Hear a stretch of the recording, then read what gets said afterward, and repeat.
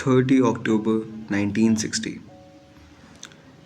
Argentina के एक छोटे से गांव विला फियोरेतो से एक लड़का पैदा होता है। लोग कहते थे कि इस लड़के के अंदर कुछ अलग है। देख के ही लगता था कि ये कुछ अलग सा लड़का है। किसको पता था कि वो अलग सा लड़का एक दिन दुनिया को अपने कदमों पे रखेगा। किसको पता था कि वो लड़का आगे चल के 2 वर्ल्ड कप्स टाइटल्स उठाएगा। किसको पता था कि उस लड़के के नाम के पीछे एक स्टेडियम का नाम रखा जाएगा। जी हाँ दोस्तों, मैं बात करने वाला हूँ डिएगो अरमांडो मैराडोना की। आजकल की जनरेशन के लिए आज हम सबको लगता होगा कि यार कोई रोनाल्डो फ़ैन होगा, कोई मेसी का फ़ैन होगा। पर अगर आप किसी भी एक ट्रू फुटबॉल फैन से कहो तो सबका नाम एक ही बंदे की तरफ जाएगा जिसका नाम है डिएगो और मैराडोना। ये वो लोग कहते थे कि this boy was born with the ball on his feet. He was a genuine dribbler. एक बचपन से ही उसके अंदर वो ड्रिबलिंग का चस्का था। एट द एज ऑफ 3 उसके फीट पे बॉल ऐसे ग्लू की तरह चिपक जाती थी। 16 साल की उम्र में उसने अर्जेंटीना टीम के लिए डेब्यू कर दिया था। 16 साल की उम्र में तुम और मैं आज यहाँ घर बैठे बैठे बस मम्मी के यहाँ तक खाना खा रहे हैं। वो अर्जेंटीना जैसे नेशनल टीम के लिए एक प्लेयर बन चुका था। तो 16 साल की उम्र में ही इतना फेम, इतनी राइज देखने के बाद उसने अपनी करियर का सबसे बड़ा मूव लिया, बार्सिलोना उस समय ऑलरेडी एक टॉप क्लब बन चुका था। सबको बहुत उम्मीदें थी कि मैराडोना जा रहा है, इतना बड़ा खिलाड़ी। वो ऑलरेडी 16-17 साल की उम्र में 1982 में उसने बार्सिलोना ज्वाइन करी।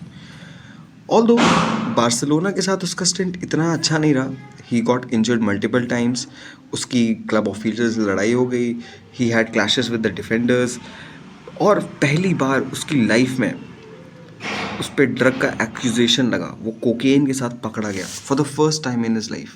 Can you guess? At this mere age he was caught with cocaine. And दोस्तों, this was the beginning of this long addiction. But despite everything, his talent was too big to ignore. उसके बाद उसने join किया Napoli को। तो जब उन्होंने Napoli join किया तो सब पूरा वर्ल्ड शॉक थे, क्योंकि नेपोली एक इटाली का बहुत छोटा सा क्लब था। पर जब मैराडोना वहाँ आया उसने सब कुछ बदल दिया। He won 2 Serie titles with Napoli, 1 UEFA cup, 1 Copa Italia and 1 super Copa.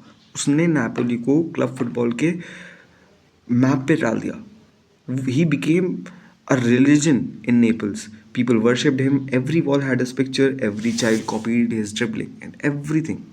But in Naples also, he entered the darkest chapter of his life. Napoli का एक बहुत बड़ा माफिया था, Comoros.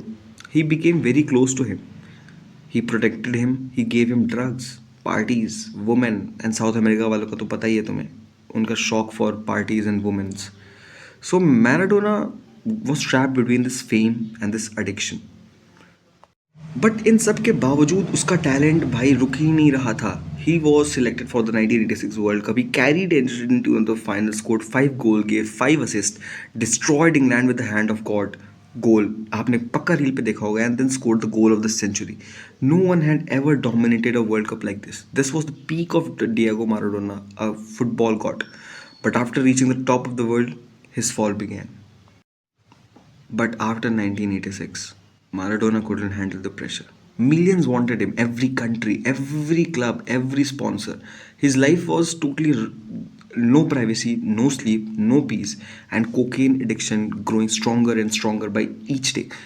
The addiction, which was mere a necessity, now became a daily need for him. He lived a double life, a genius on the field and a broken of it. But finally दोस्तों, वो काली रात 1991 में everything collapsed. Maradona tested positive for cocaine during a drug test and he got 15-month ban from football. This was the fall of the god. This was the fall of the greatest player to ever play for Argentina team. This was the fall of the guy who had murals on the walls in Naples. The guy who was a religion for the people in Napoli. So this is how drugs, cocaine, and all this addiction took down even the God. We mere people, we have to stay away from it, because if the God can fall for this trap, we can easily. So be focused, dream for what you want, and be ahead of everyone. Thank you.